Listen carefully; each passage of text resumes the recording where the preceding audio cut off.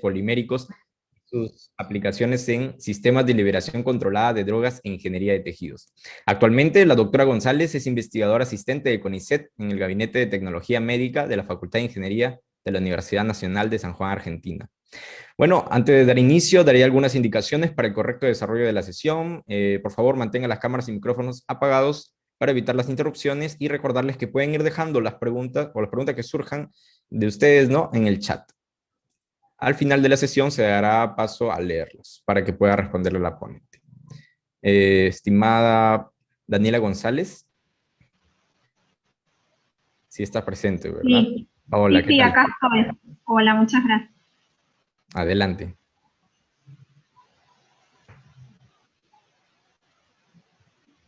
Bueno, muchas gracias por la presentación. Ahora voy a compartir pantalla. Está bien.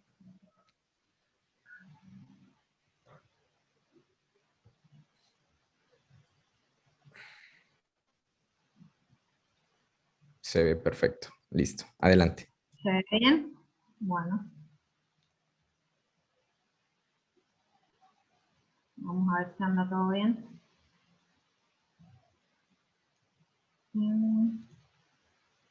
Bueno, muchas gracias por la presentación y gracias por la invitación también a este primer simposio sobre lo que es bioimpresión, biomateriales e ingeniería de tejidos, que ha sido muy interesante. Bueno, como ya les comentó nuestro presentador, yo voy a hablar sobre la fabricación y caracterización de biomateriales para su potencial aplicación en el tratamiento y prevención de enfermedades.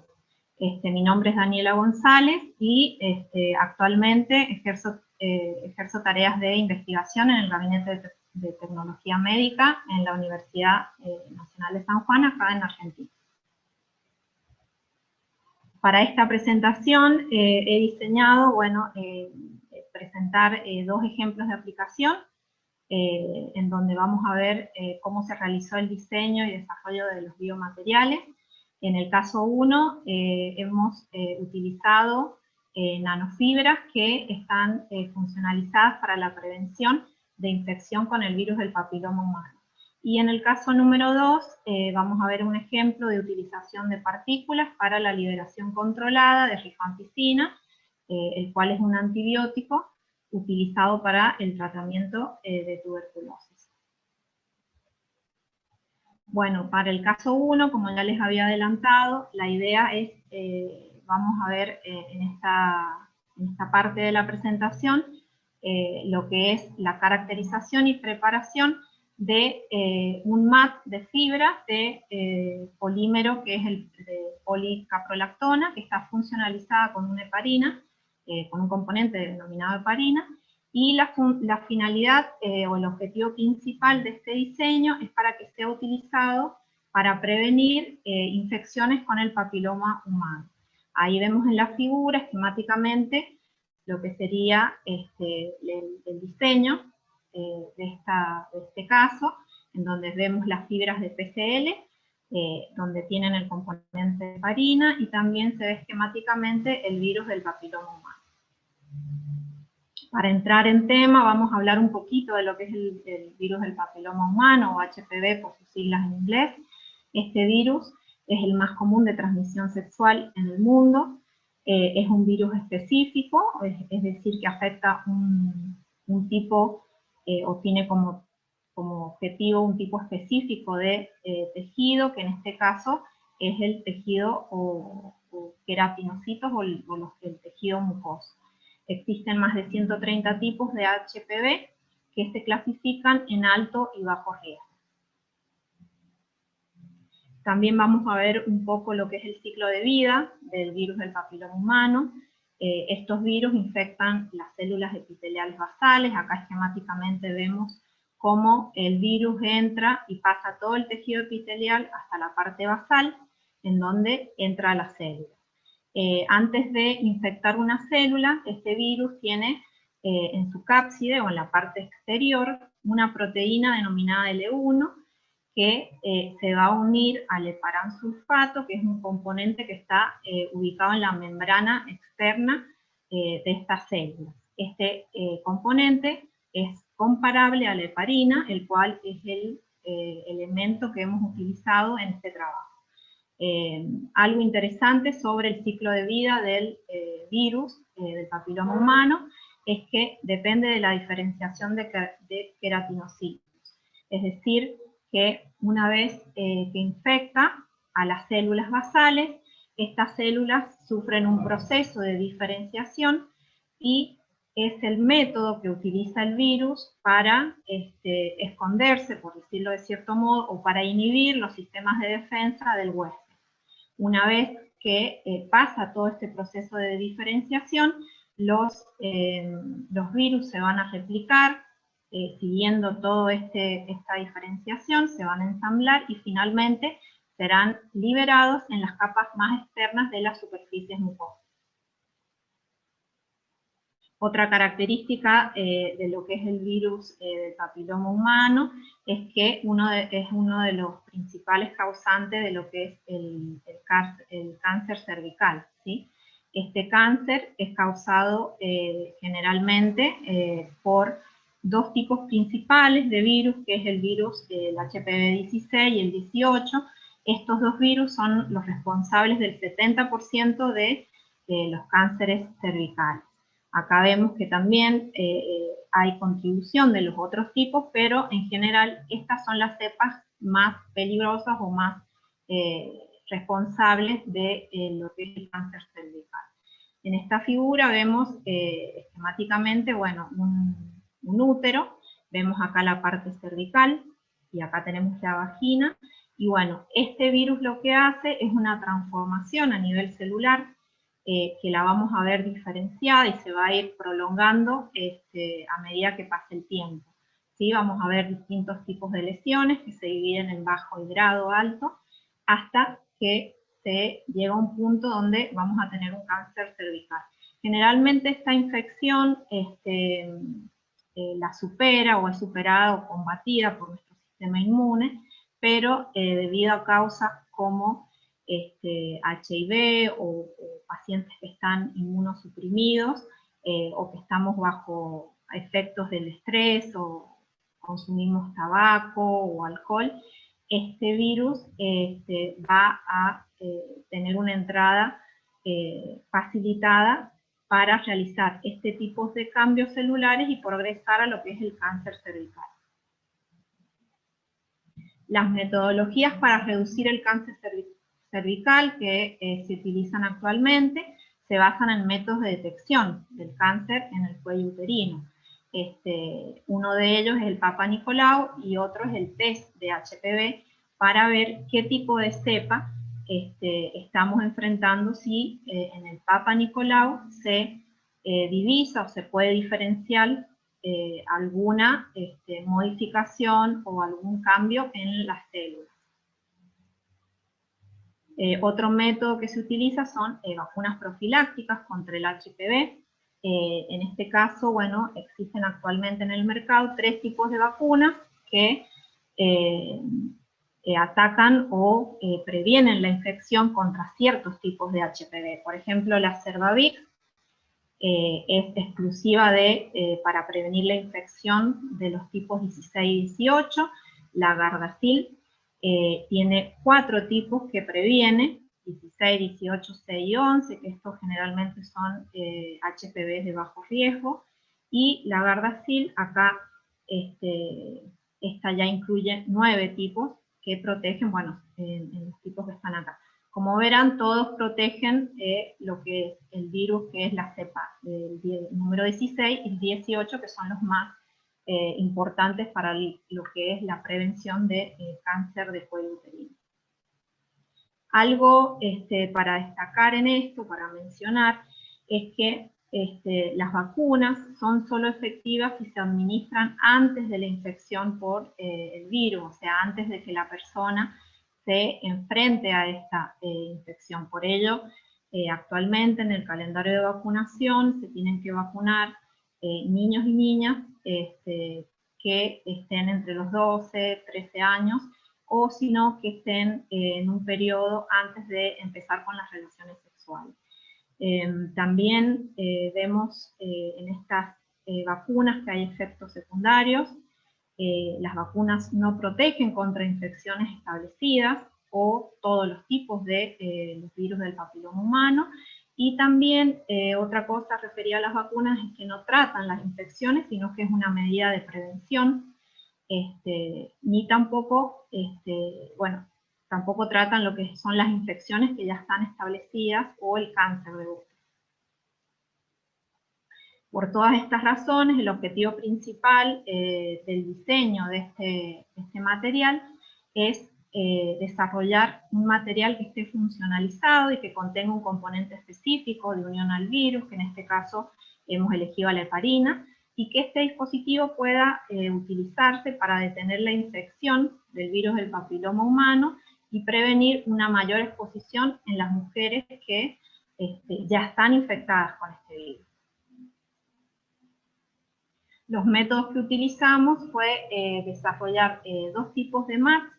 Una de ellas es un MAT fibroso, bueno, con PCL, donde tiene la heparina. Esta heparina está encapsulada en forma matricial, o sea que se difunde en todo lo que sería la fibra.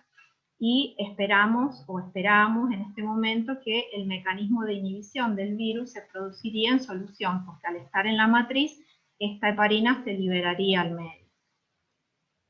El otro tipo de MAT que fabricamos fue también un material fibroso con PCL y heparina, pero en este caso se le realizó un crosslinking químico o una unión química de la heparina sobre las fibras de PCL.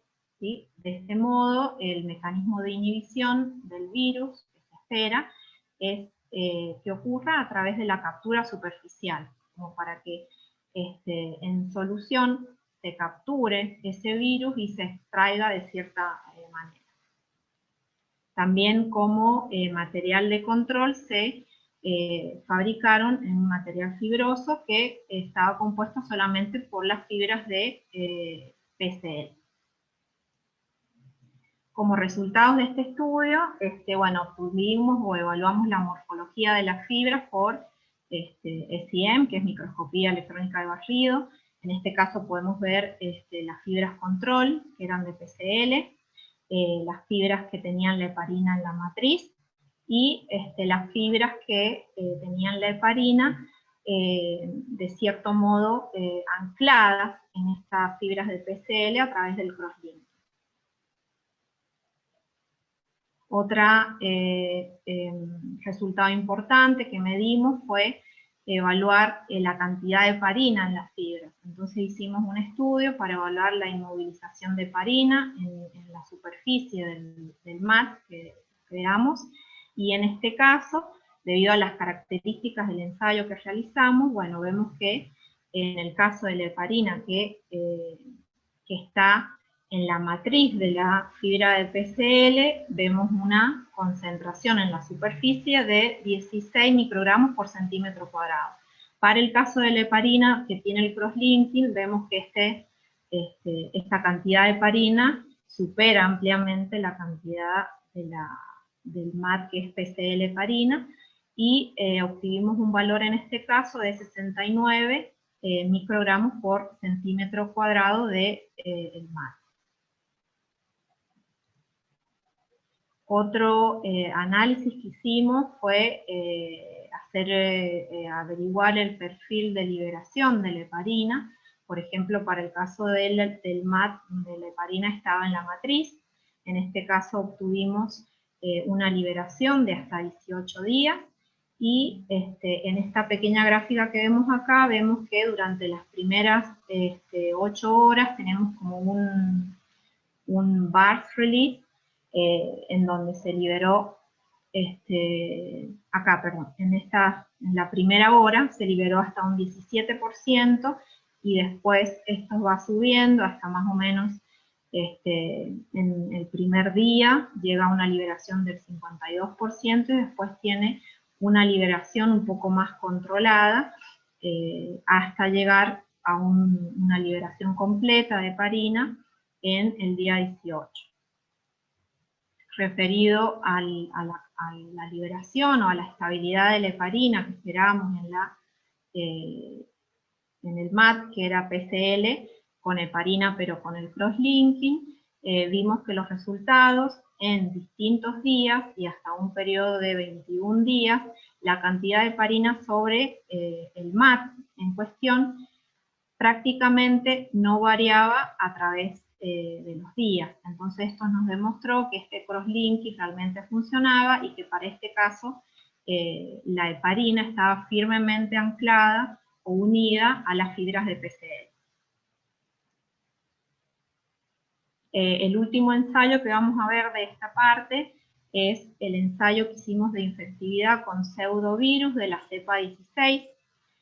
Acá, bueno, se explica más o menos cómo se realizó el ensayo. En este caso, bueno, se utilizó un pseudovirus de esta cepa, de HPV16, que lleva una proteína que es fluorescente, ¿sí?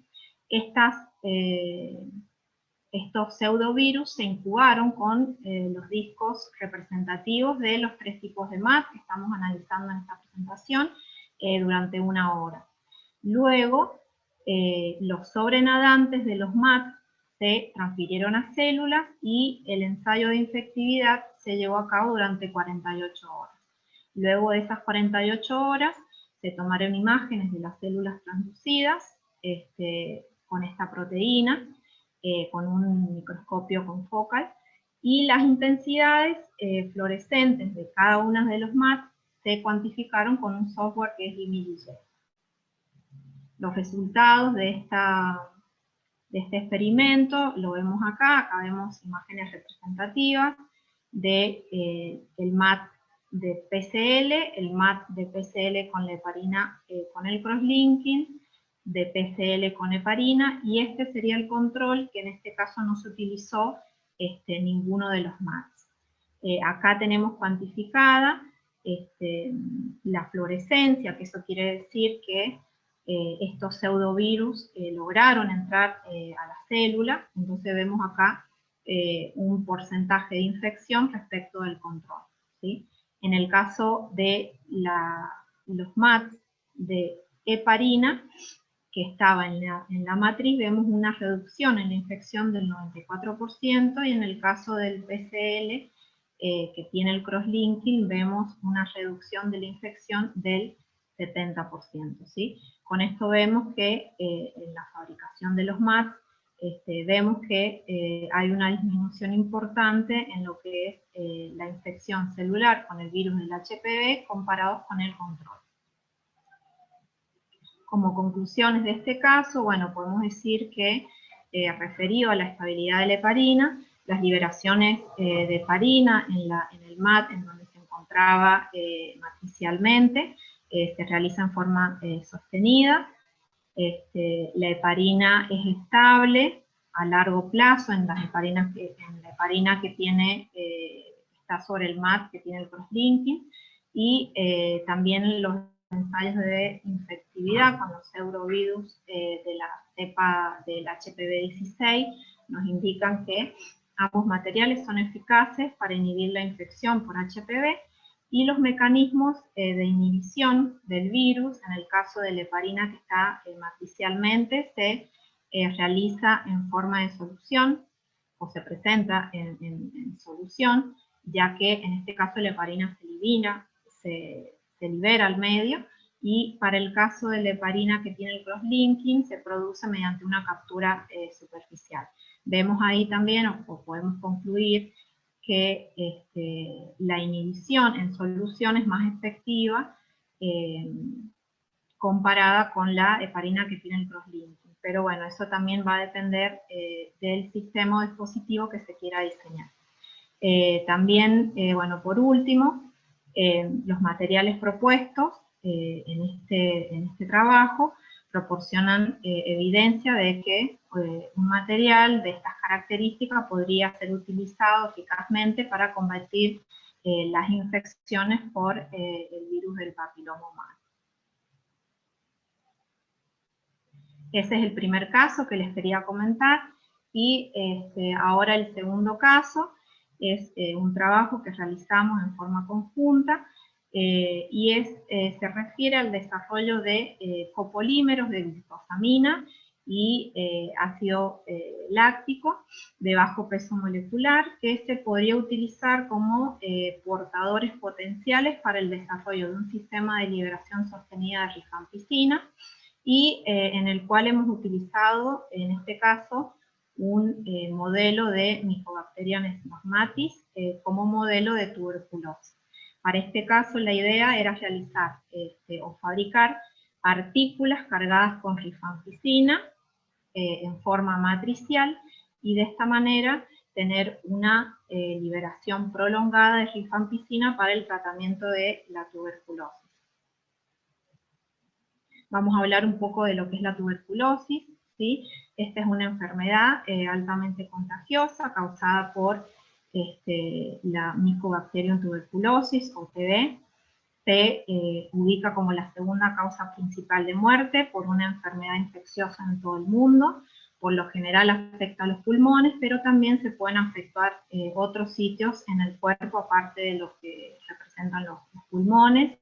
Es transmitido por aerosoles que se ven exhaladas de los pulmones de las personas que están infectadas cuando tosen. Si vemos un poco cómo se puede traducir lo que es la tuberculosis en números referidos a un reporte del 2020, se puede decir que, bueno, 10 millones de personas han sido infectadas en el mundo en el 2019, 1,4 millones de personas murieron de tuberculosis, incluida 208.000 que eran VIH positivas.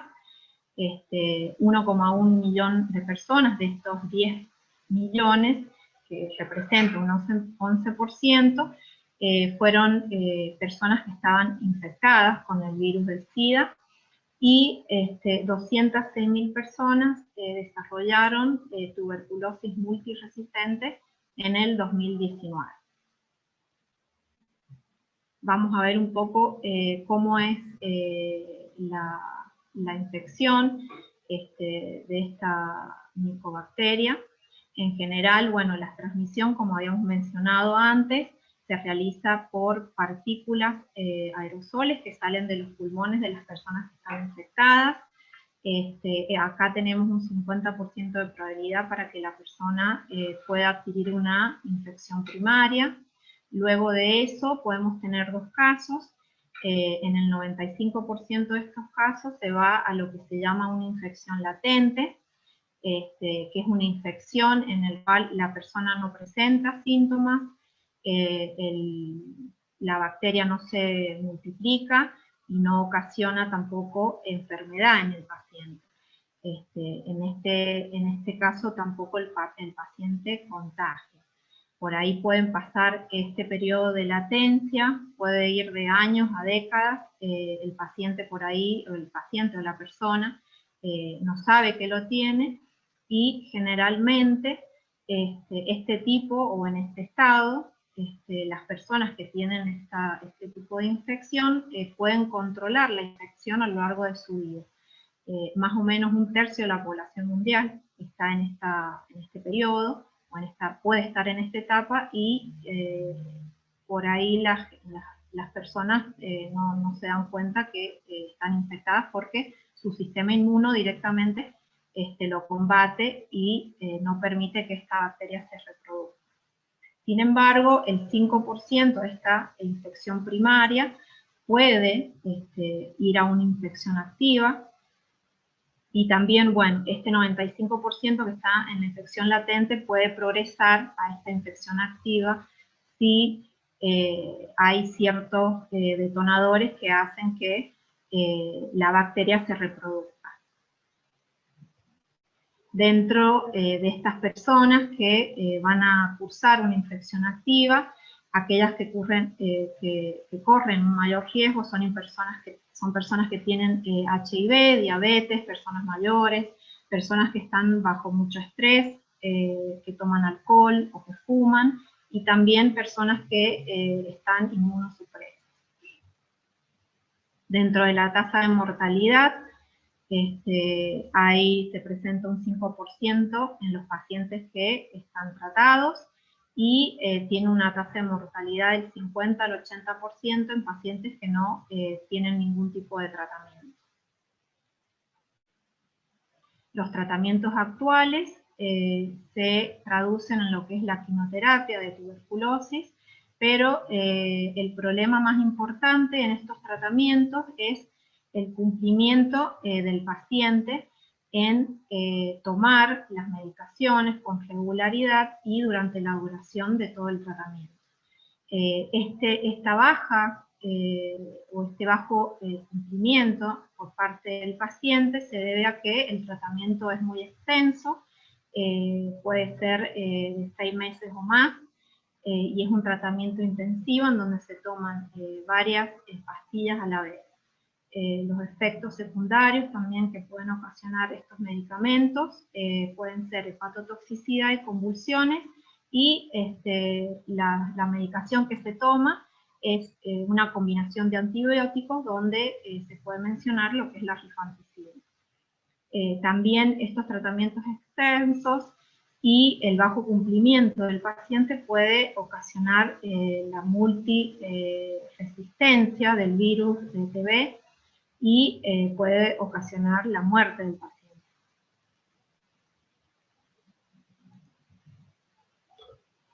Esta multiresistencia de TB puede ocasionar que este tratamiento, que empezó con 6 meses, se extienda a tratamientos que duran 20 meses o más.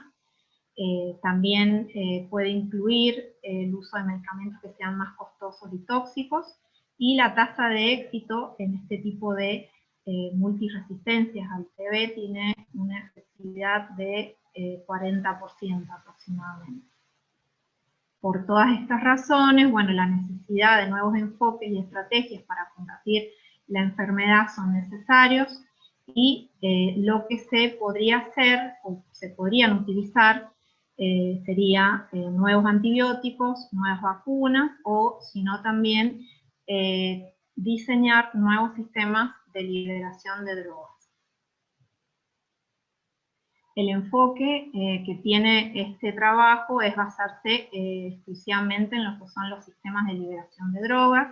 Acá en esta figura vemos un sistema de liberación que tiene una entrega oral convencional. Podemos ver que acá tenemos la concentración de la droga en el tiempo, y vemos dos líneas. Una es una concentración máxima segura de la droga, y la línea inferior constituye la concentración mínima efectiva de esa droga para que produzca una situación positiva en el tratamiento de la enfermedad.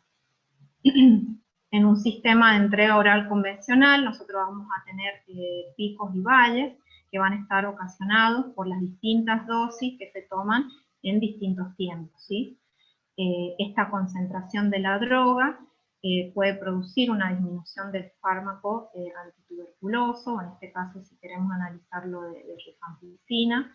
También hay un aclaramiento renal que puede ser eliminada parte de la rifampicina debido a la ingesta de las dosis. Y también tenemos el problema de lo que es el metabolismo de primer paso, en donde la droga pasa por el hígado, y esto puede provocar una hepatotoxicidad en dicho órgano. Las diferencias con un sistema controlado de suministro de medicamentos, las ventajas principales es que se produce una sola dosis, y la idea es mantener esta dosis dentro de estos límites de concentración máxima y mínima para tener una un efectivo tratamiento de la enfermedad, y evitar las dosis múltiples, que es la principal causa por las cuales los pacientes por ahí no cumplen el tratamiento, ¿sí? De esta forma, al disminuir esta frecuencia de administración de las dosis, vamos a disminuir también los efectos secundarios, y vamos a permitir que el paciente se mantenga en el tratamiento por un periodo más prolongado de tiempo.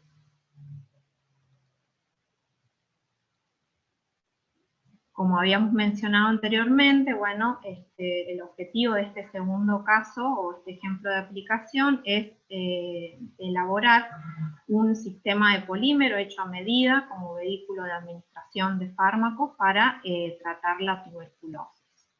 Para este caso, lo que se realizó es utilizar un copolímero de glucosamina y el eláctico de bajo peso molecular, que fue un polímero que realizamos en el laboratorio, realizamos su síntesis y su caracterización, y esto lo combinamos con el antibiótico rifampicina para obtener partículas de GluNLA cargadas con rifampicina de distintos tamaños. Se obtuvieron, la idea era obtener, bueno, partículas submicrométricas y partículas micrométricas. Esto estaba destinado a utilizar estas partículas en una terapia de inhalación con la finalidad de reducir el tiempo y la frecuencia del tratamiento y también utilizar dosis reducidas de este medicamento y de esta forma minimizar los efectos secundarios. Como control, realizamos partículas con un polímero lineal del eláctico, que también, bueno, se utilizó este polímero para encapsular la rifampicina y también obtener partículas, en este caso LLA, con rifampicina de dos tamaños, submicrométricas y micrométricas.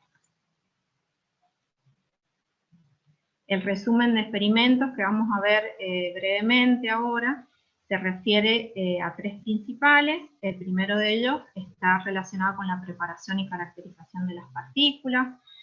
Acá vamos a ver la optimización para el método de fabricación, que es el electrospray, y cómo se pueden variar las condiciones.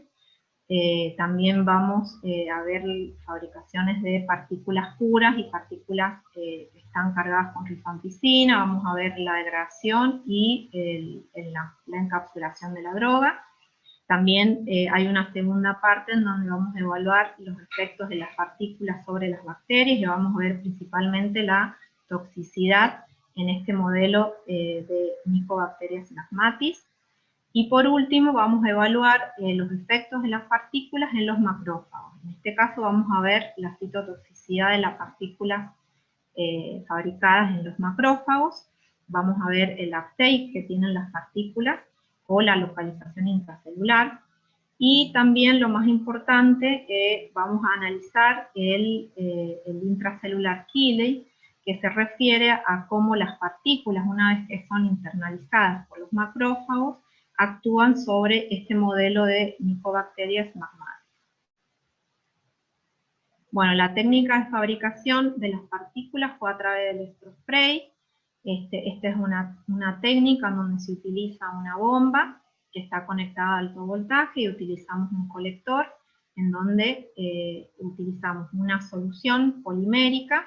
En este caso, bueno, en esta solución polimérica colocamos los polímeros en cuestión, más la rifampicina, más el solvente. Esto luego, debido a este alto voltaje y a condiciones que van a depender de la solución o de las propiedades de la solución, de los parámetros ambientales y los variables del sistema, que las principales a modificar para obtener un diámetro u otro de partículas, son principalmente lo que es el voltaje, el flow rate de la bomba y la distancia entre el colector y la punta de la jeringa.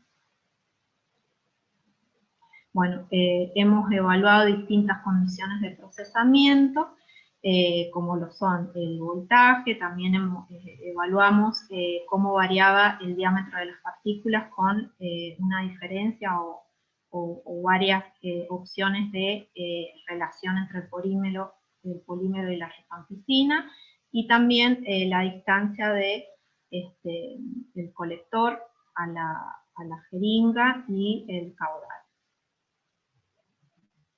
Bueno, la finalidad para este electrospraying era realizar 4 tipos de partículas diferentes.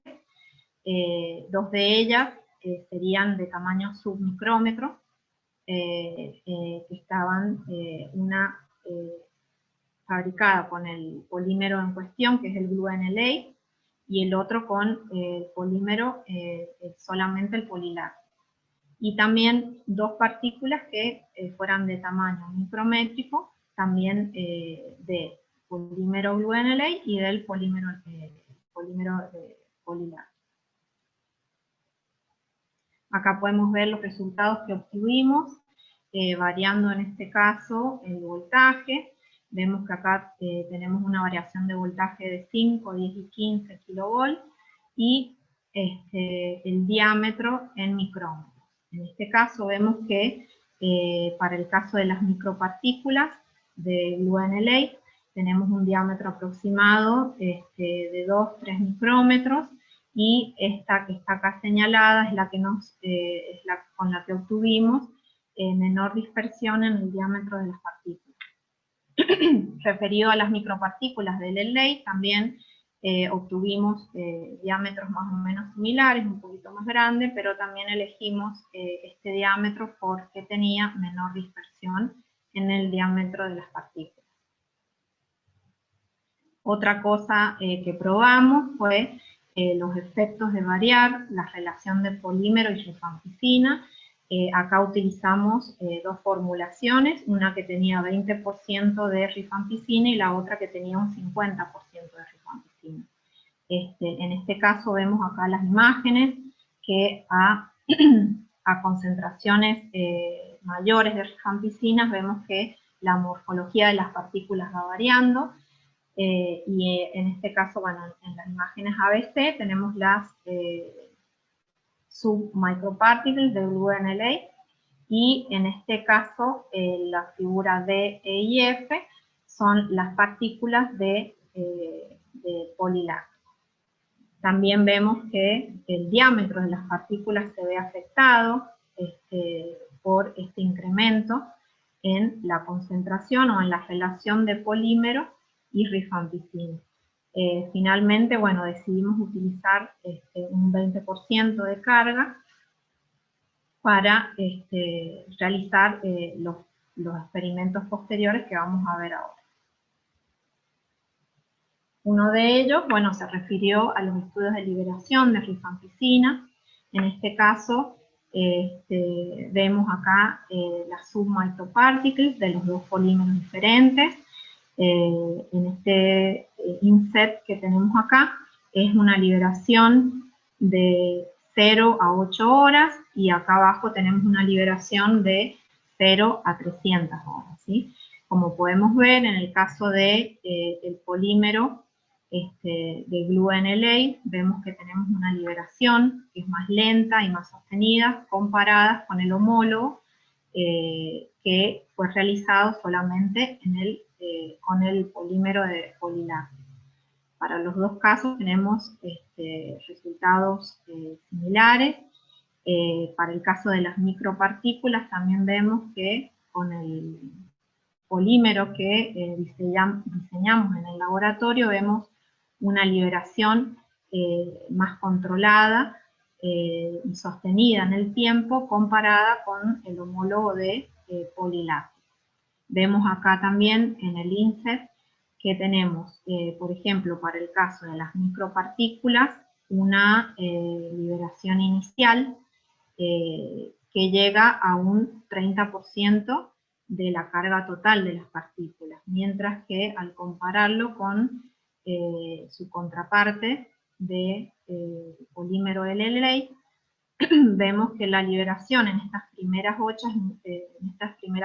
8 horas es mucho más acentuada, y tenemos que en este periodo de tiempo se libera casi un 70% de rifampicina en el medio. Entonces, en ambos casos, bueno, este perfil de liberación se ve identificada por 2 partes: una etapa inicial, que es un burst release, de hasta 8 horas, y después tenemos una etapa más retardada de liberación de rifampicina, que va desde 8 hasta 300 horas. ¿Sí? Obviamente que vemos una diferencia notable en la liberación de rifampicina en el polímero realizado en nuestro laboratorio. También evaluamos la eficiencia de encapsulación de la droga. En este caso, bueno, el objetivo de este experimento era determinar la cantidad de rifampicina que queda después de la fase inicial, y bueno, y tener también una idea del total de rifampicina que se libera. Para ello, bueno, se realizaron 2 experimentos en donde se colocaron las partículas en contacto con etanol durante 10 minutos, y ahí calculamos cuántas rifampicinas se liberaba de la capa más externa. Luego lo que realizamos fue una disolución completa de las partículas para analizar la rifampicina restante de esas partículas. De este modo pudimos calcular la eficiencia de encapsulación de los 4 tipos de partículas que hemos fabricado para esta aplicación. Vemos que para el caso del polímero BlueNLA, la eficiencia de encapsulación es más alta, comparada con las contrapartes de ácido poliláctico. Otro análisis que realizamos fue un estudio de degradación de las partículas.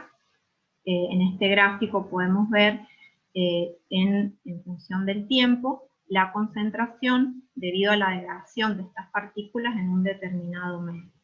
Acá vemos las partículas fabricadas con el polímero poliláctico, y en esta otra parte vemos las partículas, las submicroparticles y las micropartículas fabricadas con el BlueNLA.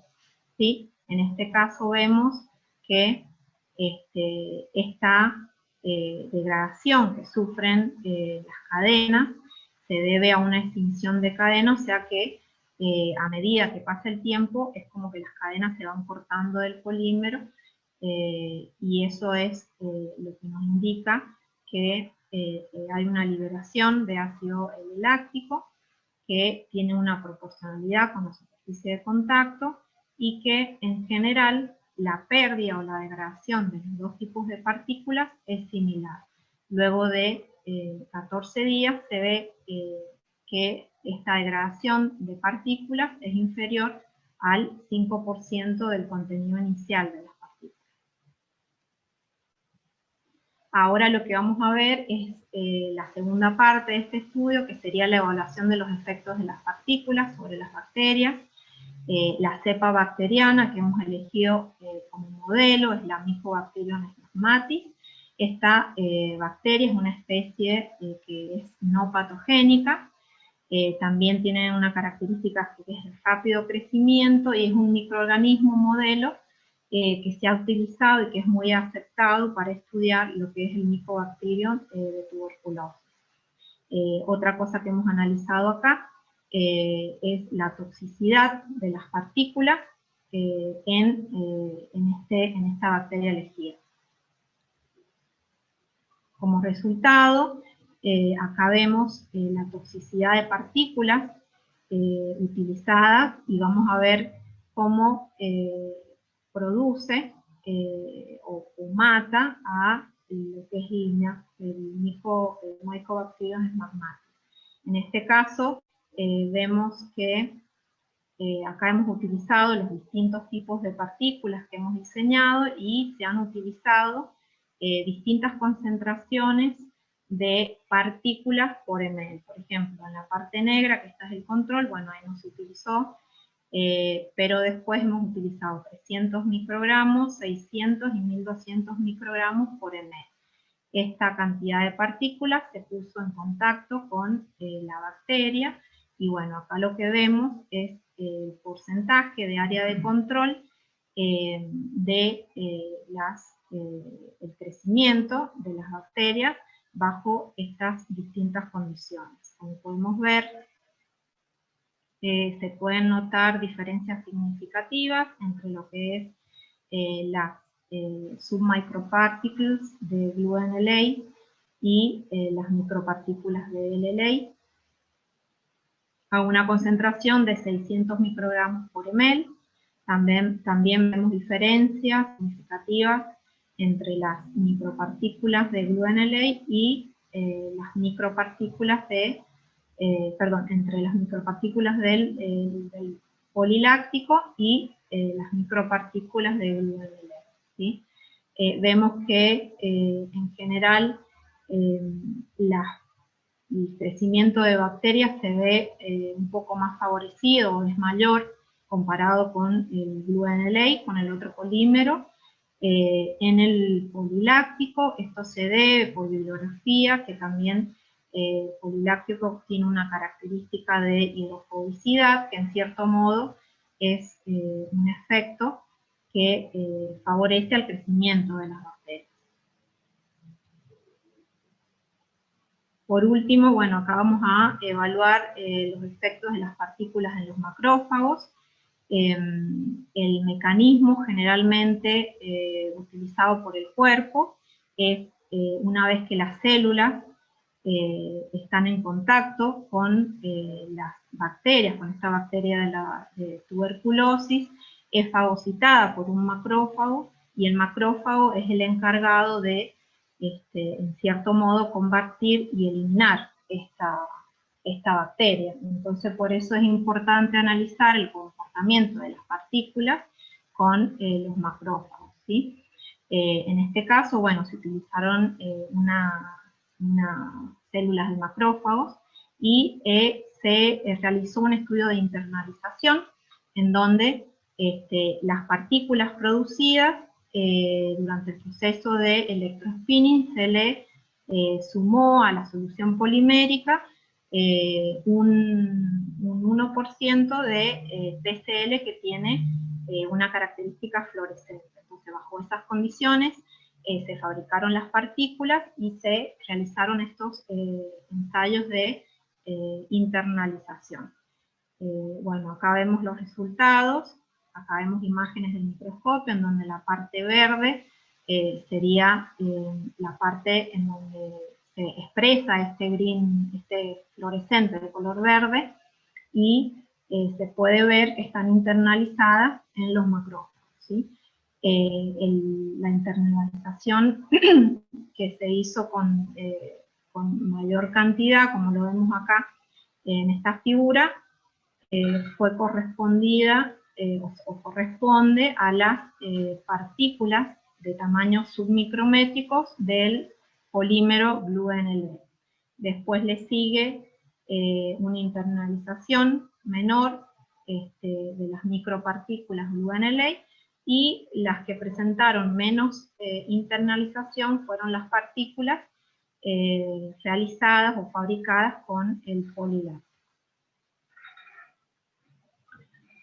Por último, y este es uno de los experimentos más importantes de este trabajo, es que evaluamos el intracelular killing de este Mycobacterium smaragmatis. Acá brevemente les voy a explicar cómo realizamos este experimento. Bueno, en este caso se utilizó, los macrófagos fueron incubados por 24 horas, luego fueron transferidos a otros plates y se le agregó un móvil o una multiplicidad de infección, que es la relación entre bacterias y células, igual a 20. Este número se utilizó para asegurarnos que los macrófagos iban a ser infectados por la bacteria, ¿sí? Esta incubación, luego de esta inoculación, se realizó por 1 hora. Luego, este cultivo se trató con gentamicin, que es un antibiótico, y la idea de esta parte fue eliminar las bacterias que estaban en el supernadante de este cultivo. La idea era analizar solamente las bacterias que estaban internalizadas dentro de las células. Por eso, cualquier bacteria fuera de los macrófagos fueron eliminadas por este antibiótico.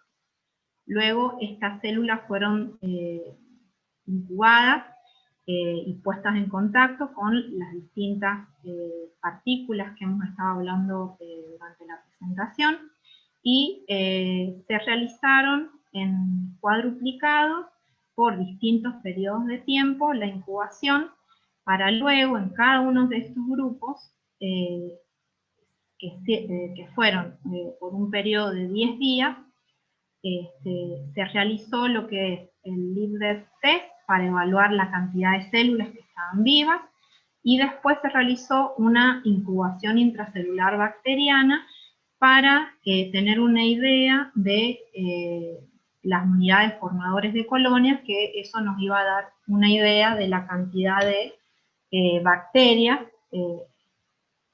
dentro de esas células.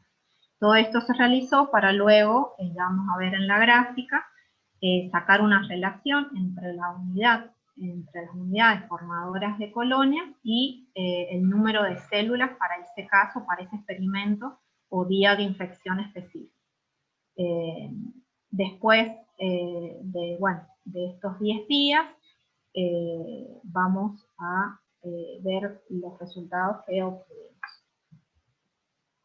Acá vemos, en esta gráfica les voy a explicar más o menos qué significaría. Acá está las unidades formadoras de colonia, la razón de la unidad formadora de colonia por el número de células, y acá tenemos los distintos días, que fueron, en este caso, 10.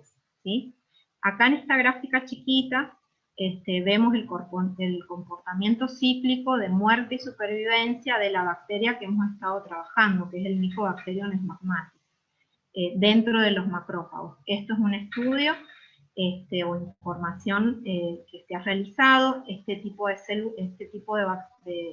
comportamiento cíclico no tiene ningún tratamiento, sino es un comportamiento normal de crecimiento y decrecimiento de lo que es la bacteria smegmatis, ¿sí?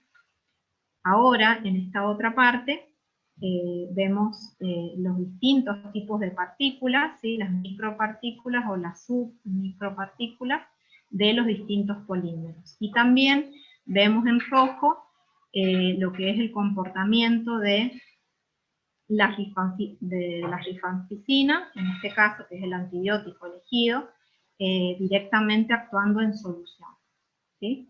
Entonces podemos ver que para la rifampicina en solución, vemos que durante los primeros 5 días, ¿sí?, este comportamiento cíclico de las bacterias se ve eliminado en los primeros 5 días, pero luego de eso vemos un crecimiento, todas estas partes de valles, y que se corresponde también a lo que es el ciclo normal de la bacteria.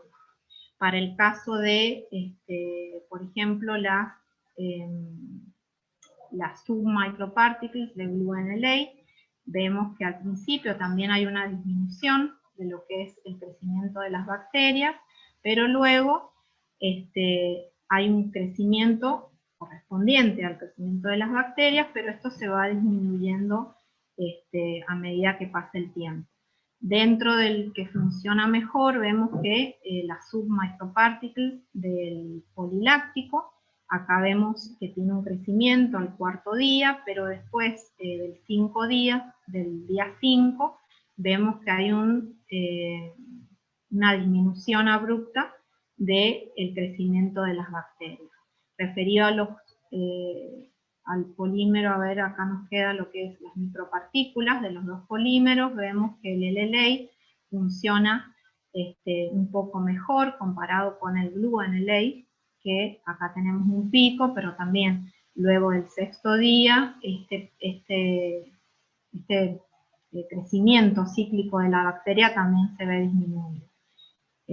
Así que bueno, lo importante de este estudio es ver que la rifampicina en solución tiene efectividad durante los primeros 5 días, pero luego las bacterias es como que siguen su curso natural. Esto se debe o se puede deber debido a que luego de 5 días la rifampicina puede perder su biodisponibilidad, y lo cual se ve mostrado que la encapsulación es un método efectivo para prolongar lo que son los efectos de rifampicina. También, obviamente, todo lo que es esta muerte intracelular va a estar relacionada también con lo que es el mecanismo de liberación de la rifampicina y la disponibilidad de rifampicina en el tiempo. Para el caso de las micropartículas LLA, tenemos, como habíamos visto en las imágenes anteriores, un 70% de liberación. Por ello vemos que en esta parte es más efectiva en los primeros días, ¿sí? En este caso sería acá las estrellitas grises.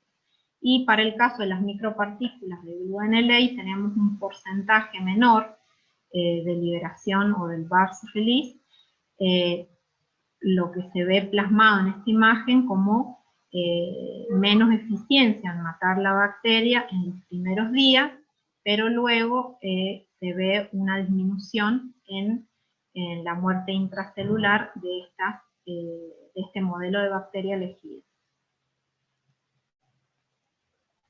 Por último, bueno, para mencionar las conclusiones de este trabajo, bueno, podemos decir que se observó una liberación sostenida y prolongada de las partículas de tamaño submicrométrico y micrométrico del BlueNLA, comparada con la contraparte que solamente estaba constituida por el polímero PLLA, y la degradación de la matriz polimérica, que representó solamente un 5% de la masa inicial después de 14 días.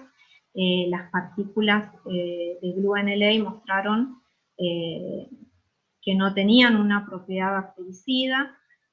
También la citotoxicidad depende de la dosis en la línea celular de los macrófagos, y tenemos una alta absorción por macrófagos y una colocalización en el citoplasma y de alta destrucción intracelular.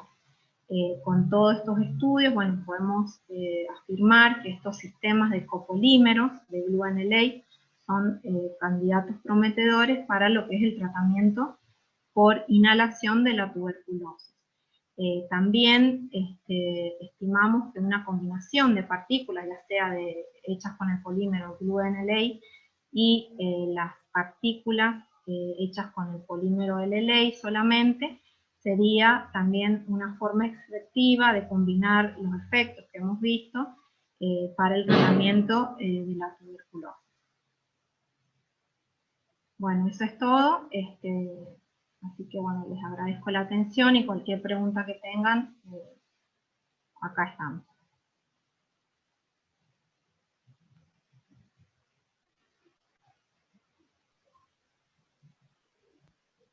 Muchas gracias, Daniela. Bueno, ha estado bastante interesante, la verdad.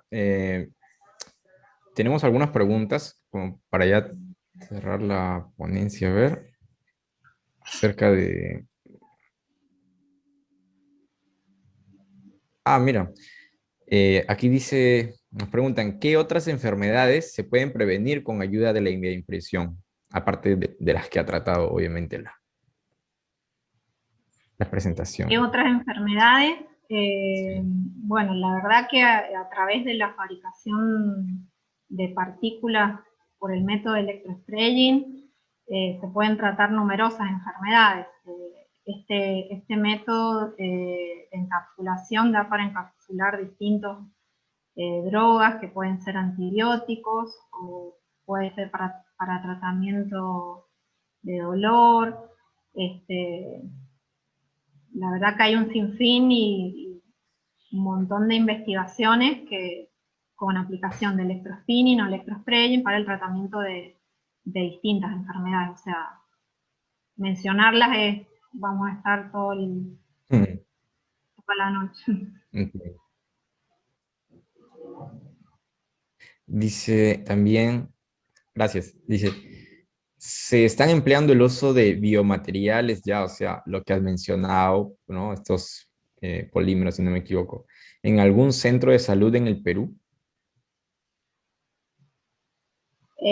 No, la verdad que bueno, estos tipos de materiales que yo les he presentado son investigaciones todavía a nivel de laboratorio, pero bueno, obviamente todo tiene un proceso, tendría que seguir una fase clínica y una fase, bueno, ya de producción si los resultados son positivos, producción masiva.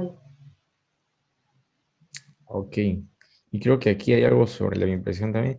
Dice, en la fabricación de aditivos AM, ¿por qué el multimaterial basado en extrusión tiene el mayor potencial?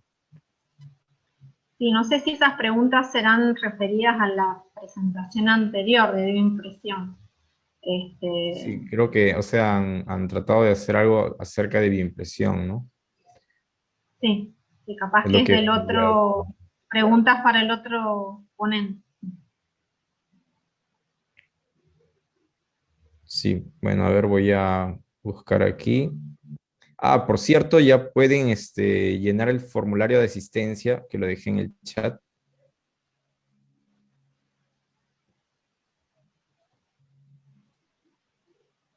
Bueno, creo que no hay más preguntas. Eh, de todas formas, muchas gracias a todos los participantes y a ti, Daniela, por acompañarnos hoy día. Ha sido una muy buena presentación. Ya contigo cerramos este quinto día del Simposio Internacional de Bioimpresión 3D, Biomateriales e Ingeniería de Tejidos, CIBIT. ¿Quieres dar algunas palabras finales? No, nada más agradecerles por la invitación. La verdad que muy lindo este primer simposio, así que bueno, es un lindo comienzo para dar paso también a segundo, tercera y cuartas partes. Y, muy linda la organización y bueno, agradecer nuevamente su predisposición y buena atención hacia los ponentes y hacia todos los chicos, bueno, que han tenido posibilidad de participar de este simposio. Muchas gracias.